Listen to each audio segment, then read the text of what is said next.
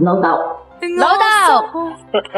許紹雄離世，終年76歲。今日10月28號朝早，許紹雄家人透過黎子珊宣布許紹雄因癌症引發身體機能衰竭，喺凌晨2時30分安詳離世，終年76歲。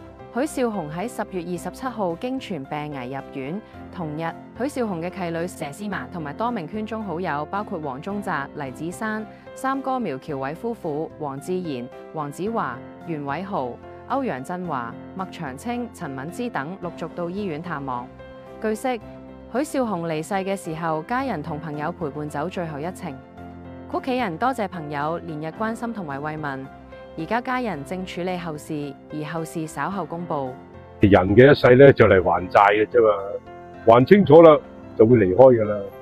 如果上一世冇拖欠，呢一世就唔會相見。呢一世見到嘅人咧，係上一世肯定有拖欠，所以咧一切都係整定嘅。